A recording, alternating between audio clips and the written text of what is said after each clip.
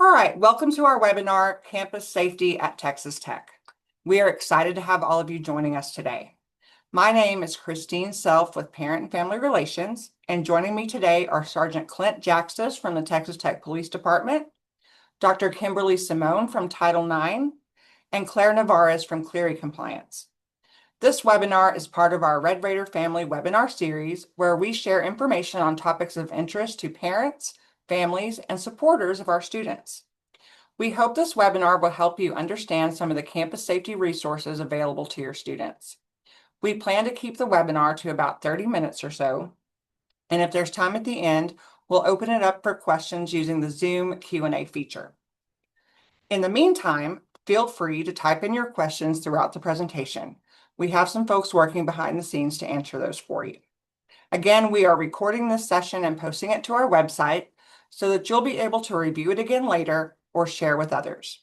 We will also email the recording link to the email that you used when you registered for the webinar. So let's begin. I'm going to go ahead and turn it over to Sergeant Clint Jaxtis. Hello, everyone. Glad you're here with us. This is going to be a short, just a little spiel about our department and what we have to offer, Texas Tech Police Department. Okay, the Texas Tech Police Department was established in 1958. We have over 57 commissioned peace officers. That number fluctuates, as does many departments and jobs, just the way it goes. But we have a lot of officers here working hard to keep your son or daughter safe here at the university. We enforce all local and federal laws, state laws. We have a police jurisdiction anywhere Tech in the state that Tech owns, controls, or leases property, has control of property. We are a concealed carry campus in which with exclusionary zones in some areas. So with that, you have to have a license to carry, be able to legally own and possess a firearm. The exclusionary zones are going to be places such as your sporting events, clinical settings at a hospital. There's going to be, I like to use chemistry building here on campus. It's a large building, but 95% of the building, you could carry your weapon concealed in that building, but there are going to be exclusionary zones within the building, such as labs, and those are going to have signage outside of the lab not to bring your weapon in those areas. We have our own 911 dispatchers. So with that, if you call 911 on campus, it's going to ring to us. It should. Now, given close proximity to the city of Lubbock, we're right in the middle of it. It could, for some reason, go to the city of Lubbock. And if that happens, just let them know you're on Tech campus. I'm at the library here on Tech campus. They're going to click you over to us, and we're going to get you help quick, fast, in a hurry. General response time here on campus is about 60 to 90 seconds, but as a rule of thumb, we like to put out 3 minutes because 60 to 90 seconds to get to a location and maybe another minute or so to find your person or who's having the trouble in the building. Our chief is Kyle Bonneth. He's been with us for about 8 years. He was with the FBI for 24 years. And we have an eclectic group of men and women here to serve your needs with concerns to safety. Okay. Mission of the police department, TTPD, is to provide a safe and secure environment to live, learn, and educate. Divisions of the police department, we're a full functional police department. I feel a little bit like Paul Blart Mall Cops, and we're rural police over here. But we have admin, patrol, criminal investigations, emergency communications, which is our 911 dispatchers, crime prevention, and that's generally me. I do a lot of presentations such as active shooter, have a rape and dating violence presentation that I'll do if requested. I can come out and that's all free of charge. And I'll do it on the time that's good for your student. We have honor guard. We have guards that wear a light blue shirt. They're out and about on the campus and at the hospital at HSC, the Health Science Center. And so you can always flag one of those persons down and they can answer questions or get an officer if needed. And then we also have bicycle patrol. So our contact information, the non-emergency lines there on top, if you just have a simple question to ask. If it's an emergency, always call 911. Never hesitate, never be afraid to call the police. Well, you're not going to make us mad. I've been doing this job over 20 years, and I can't tell you the number of times I got there. We didn't want to call you, but we didn't want to make you mad, but we went ahead and called. I'm like, you're not, that's what we're here for. So if you're in peril, you're in need, you need an officer, you feel like it's something urgent, give us a call and we're going to get out there. We're here 24/7, 365. Always here, even when this campus is closed, we have officers here guarding the campus, watching our buildings and the security integrity of the campus. Blue phones are available throughout campus. That number fluctuates. I believe there's roughly about 130 of those all over campus, and that's on campus only. So once you get off campus, no more blue phones. And they're roughly about 50 yards apart. So if you punch a button needing the police, that's a 911 phone that's going to ring directly to the police department. We're going to get out there as fast as we can and help you out. And if you need to move, if you push the button, go to the next one. Like I said, they're about 50 yards apart in every direction. Just go push another, and we're going to come find you because it alerts us on GPS where the blue phone was activated. And then there's a link there that you can contact us further if any other questions. So never be afraid to reach out to us. If you see an officer, if you need to ask a question, flag one of us down. We have an officer in the substation at the student union building. That's manned during the day primarily. You can always go in there and ask any questions you need. All right. My information is there. There's our address. We're located at 413 Flint. We have the non-emergency number. My desk number's there, and that rings right to my desk. And so with any questions, or if you'd like to set up some kind of safety presentation, that's me. My email link is right there also. And I'm more than happy to answer any questions you need. So with that, I'm going to turn it over to Dr. Kimberly Simone, and she's going to talk to you for a bit. Thank you. Guns up. Hi, welcome. I am going to talk a little bit about resources and support services that are available for students, faculty, and staff, focusing mostly on students who may experience some type of Title IX incident. This is also really helpful information to talk to your student about in case they have a friend that needs help, has questions. We find that friends are the best source of information on campus for our students. So even though we hope your student never needs this information personally, it's incredibly helpful if they are able to say to a friend, I know who we can call, I know where we can get some help. And so we're going to make sure you leave this webinar with all the information for our office. So you may be familiar with Title IX, but if you haven't heard of it before, the full definition is provided here for you on the screen. But essentially, all students should be able to be on our campus, feel welcome on our campus, study whatever they'd like to study, participate in athletics or intramurals or student clubs, and not face any discrimination or harassment based on their sex. Title IX just celebrated its, I think, 52nd birthday. And so it's been an incredibly important tool in increasing the number of women that are on college campuses, making sure majors are available to students of any gender. But this is really important to make sure your student can fully participate in their education. So what does our office do? We are the Office for Student Civil Rights and Sexual Misconduct, which I know sounds like a scary name, but the most important thing our office says is this box that's labeled number 1. We provide supportive measures to any student at the institution. So if a student has experienced an incident, if they are the roommate of somebody who's experienced an incident, if they are the person who is alleged to have violated our student code of conduct, the most important thing our office does is meet with students to make sure they know what their rights are on campus, to make sure they know what resources are available to them. In the chat, our website is linked. I would really encourage you to look at the supportive measures flyer. We list resources that are available on campus and off campus. And those are primarily for things like academic assistance or getting students connected with counseling or medical providers that they may need. And it's really important for me to tell you that your student has access to supportive measures, whether or not they would like to file a report, participate in any type of investigation. They don't have to even tell us what's happened. They don't have to tell us who the other person is involved, because our job is to make sure that your student has whatever resources they need to continue to be a successful student. If they would like, we can also investigate any report of misconduct and we can facilitate a resolution. Again, your student is in charge of that process. They tell us how they would like to handle it, and we respect that decision. So provide supportive measures regardless of anything else they may like to do if they would like us to investigate and respond. What types of things get reported to our office? They are listed here on this screen for you. I'm not going to spend a lot of time talking about each of these. We do provide the definitions in our student code of conduct, also on our website. Any of you that have new students, if you are a first-year student, you'll also have your student take an online module that goes into this information a bit more.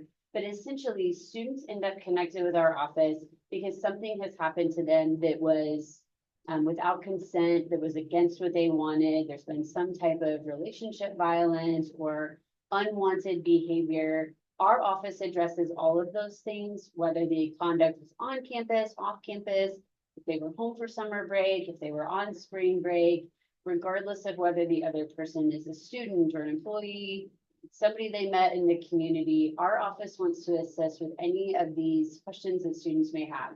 I would also really like to encourage you, especially if you have a new student joining us. This can be a really difficult topic to discuss with your kids. What we find are students that are most resilient, students that are most comfortable working with our office, are students that have been able to have these conversations with their parents. And so if it feels weird to talk to your own child about, here's where you go if something bad happens to you, that roommate tactic is a really helpful thing to say. Hey, you know, if your roommate ever needs help, if your roommate is ever in trouble, do you know about this office on campus that can assist? Sometimes it's easier for students to listen to that conversation so they will know what they need as well. But our office does handle any type of sexual harassment, any type of assault or attempted assault, any type of relationship violence, stalking that is in person or electronic. We have seen a large rise in electronic stalking, public indecency, or sexual exploitation. I would like to again point to that exploitation piece and just kind of let you know a trend that we've seen nationwide, not just certainly on our campus. We've seen a rise in people catfishing photos or videos from students. They will get sensitive images or videos, and then they might do something like, if you don't send me $1,000, I'm going to post this video on the internet. I'm going to send these photos to your parents.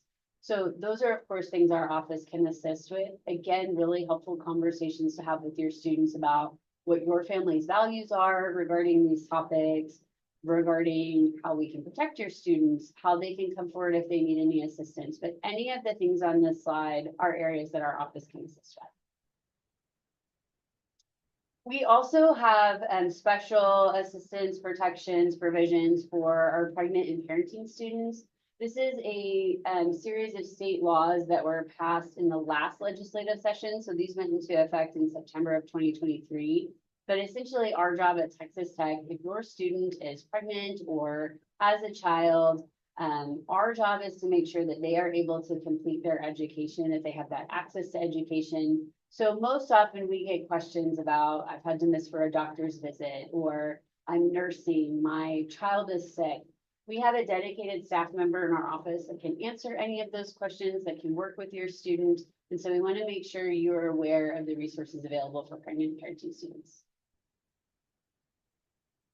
What happens when a report's filed with our office? I mentioned that your student is in charge of what happens next. And I know for us parents on the call, that might be kind of difficult because sometimes we want to tell our students what they should do.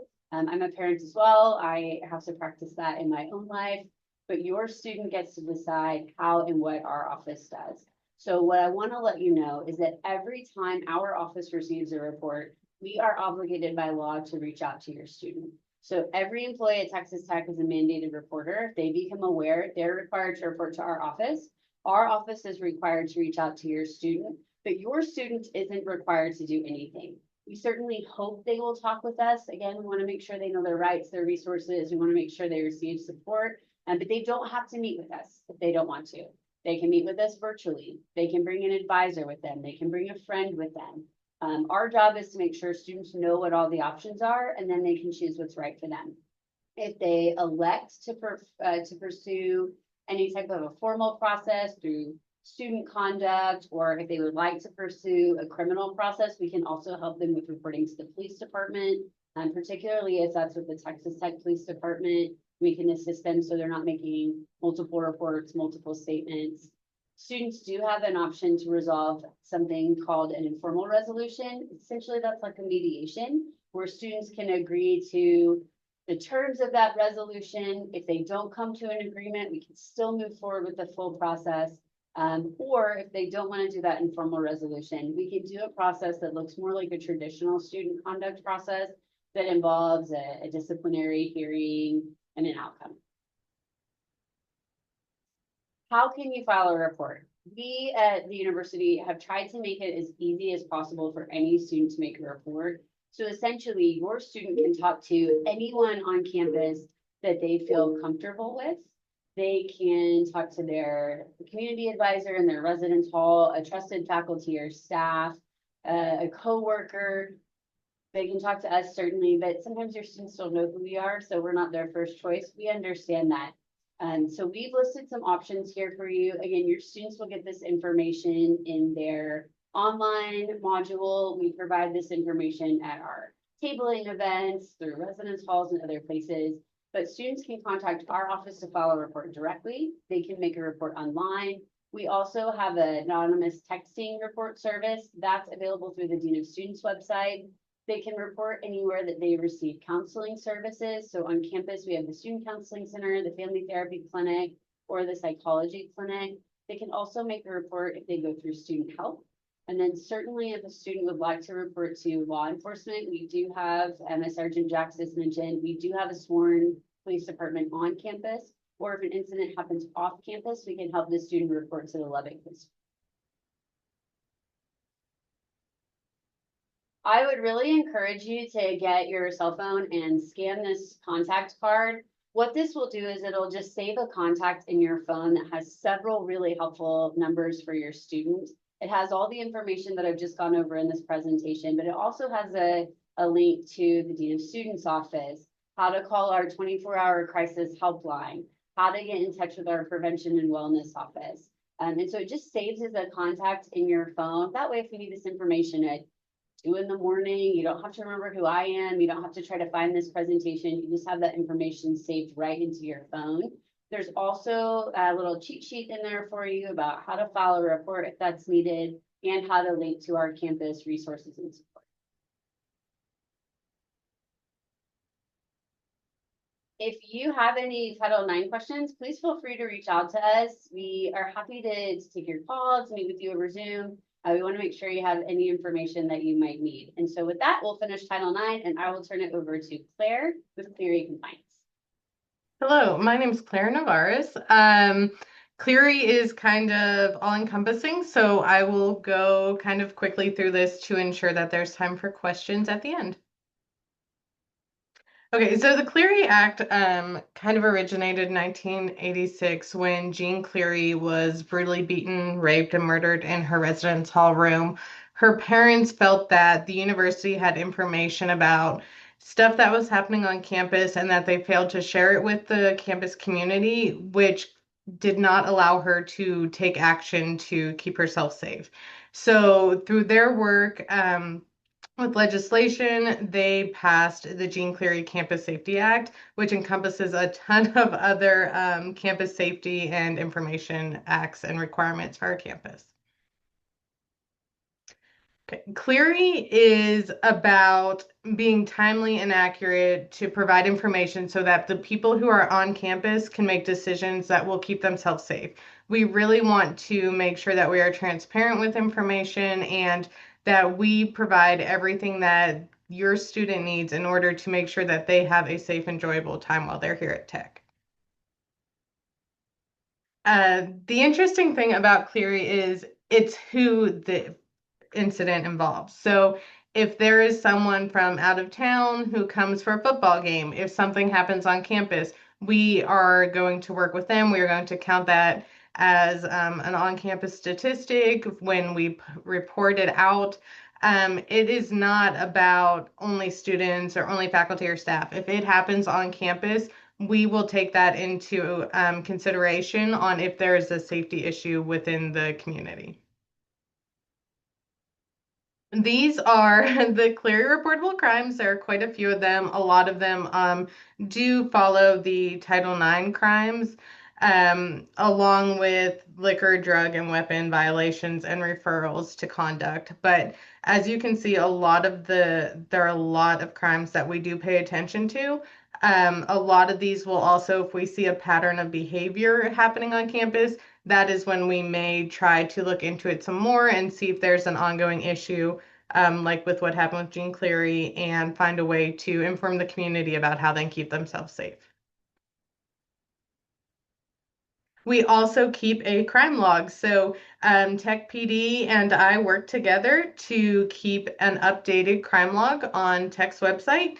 All Clery crimes are listed within 2 business days of receiving them, and you have access to 60 days of our incidents on campus. So if you ever have a question, you can look on our crime log. We also have a fire log included if there's a fire in a residence hall, and you will be kept up to date with everything that's going on campus. That's a crime. We are also required to post an annual security report every year. Your student will receive it by October 1st in their tech email. Um, it will show all crime statistics that have happened on campus for the last 3 years. So it's really good to see any trends that we have noticed. If we do see trends, that is typically where we will spend more time educating the next year, just to make sure people are aware of ways you can stay safe, or if there are other programs on campus that we can use. That this annual security and fire safety report also provides a lot of resources that are on campus. So it will include information from the Student Code of Conduct. It'll include information from Title IX, police, housing. Their information's on there for what's allowed in the residence hall, if there were any fires. So it's kind of a holy grail of information for different resources on campus and our safety and crime statistics. If we see a pattern, and again, this is where the Jean Clery thing comes into play. If we see a pattern of crime happening and we can send out a message that can help other people make decisions that would prevent a crime from happening to them, we will send out what is called a timely warning notification.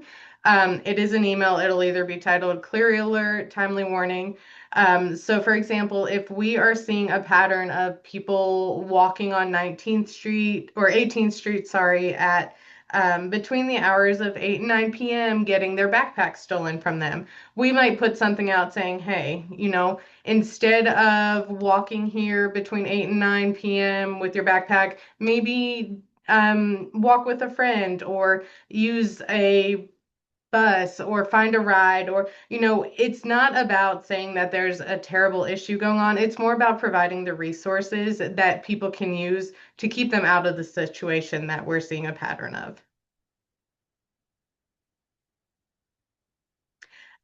We also are part, the Stop Campus Hazing Act that was signed on December 23rd is part of the Jean Clery Campus Safety Act. So we do have programs in place now for the Stop Campus Hazing Act. And this is something to make sure your students know when they come to campus. They will get a ton of education about hazing and how to stop it and how to make sure you are not being hazed, because part of the Stop Campus Hazing Act requirements is the education piece.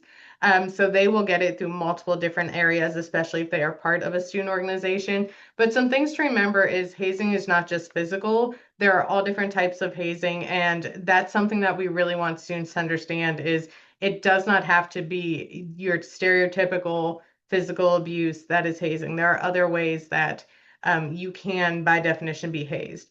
Something else that I like to make sure people understand is you cannot consent to being hazed.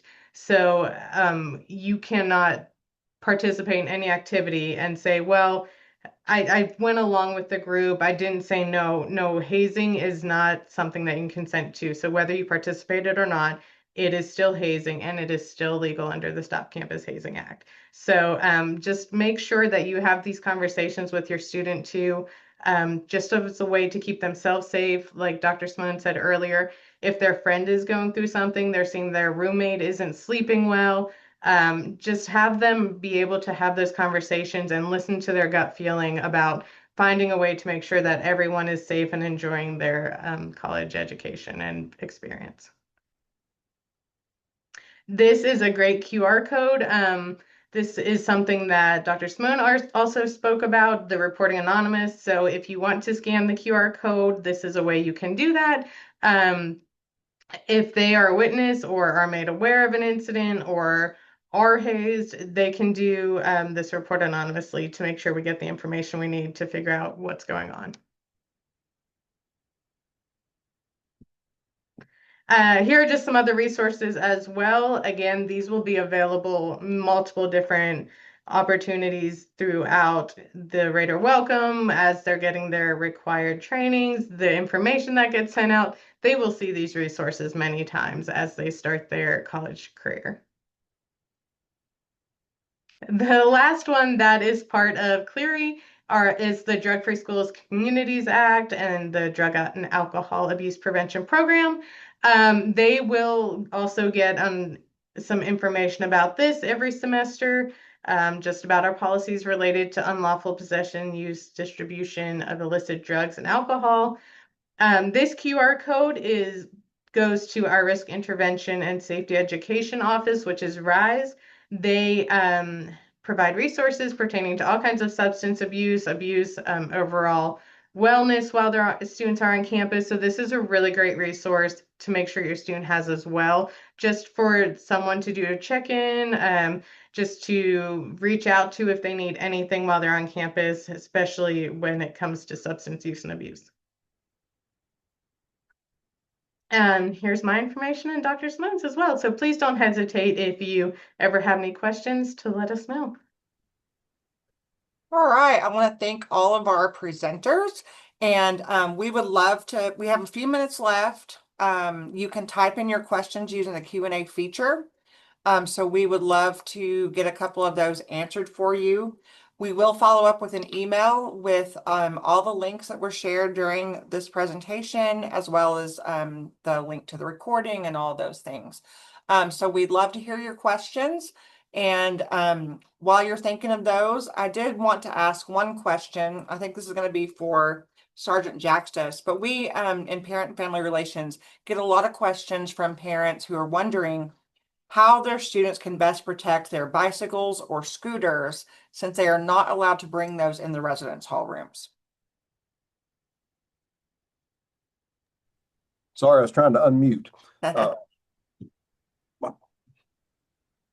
So for the bicycles, we recommend to register those. You can do that online through Traffic and Parking Services. Look that up. And then what it asks is primarily you're going to have that serial number. Don't put the model number of the bike. We get that a lot. People say, I registered it, but they'll have the model number like 8720 Roadmaster or something like that. We need that serial number, which is typically on the bottom of the bicycle. If you flip it upside down where the pedals are, the crank, it's going to be embossed in that metal there. And so that serial number is key so we can get that bike back if it is in fact stolen. But to deter that, we recommend a U-bolt lock, which is a sturdy metal lock. It doesn't matter the brand. There's several brands out there. They can be picked up at Walmart, Academy, places like that, typically around $35. I would also recommend a cable lock in addition to that. And I know it sounds kind of extreme, but we have a lot of bike thefts on campus with 40,000 plus students. If half of those students are bringing bicycles, that's a lot of bicycles out there, and we can't possibly watch them all. So it's just going to be a bigger deterrent to those bike thieves. So just use those safety measures. It's the best case you can with those bicycles. And of course, I always recommend take a picture of them, of any of your property, take a picture of your serial numbers, keep that on a thumb drive, a flash drive, and then maybe secure that away in a sock drawer or something, somewhere safe to where you don't want to put all those on your laptop and then your laptop gets taken. You just lost all your information. So theft is the number one crime on campus. I don't believe I mentioned that earlier. I was thinking about that. So keep those valuables locked up and secure and out of sight, out of mind. That's the best thing. Thank you.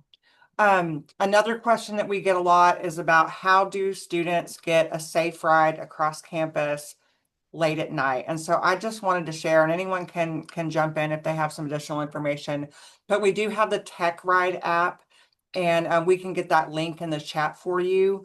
But Tech Ride is a service that students can take advantage of. There's an app that they download, and they can get a ride. I think it's between 6 p.m. and maybe 2:45 in the morning every day that Texas Tech is open. And so that's a great way to get a ride from maybe, the library late at night to their residence hall, or from one residence hall to another late in the evening. That's an excellent service that's provided to our students. All right, another question that we get is, and I think this is another one for Sergeant Jaxis, about pepper spray. Can students have pepper spray if they feel like that would help them be safe? Yes, I have older kids. They went to college, and I bought my 3-year-olds. I bought them pepper spray, keychain pepper sprays to keep with them. I always tell them, don't play around with it. It's stuff, it hurts if it gets in your eyes, so it's not a toy. But if it feels, you feel safer with it, by all means, carry a pepper spray with you. Whistles. There's a thing called a Kubaton, which is also a keychain item. Those smaller items, of course, firearms are not going to be allowed in the dorms or anything like that. That's a whole other topic.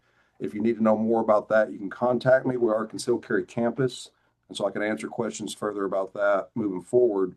But those personal protection items like that are generally accepted.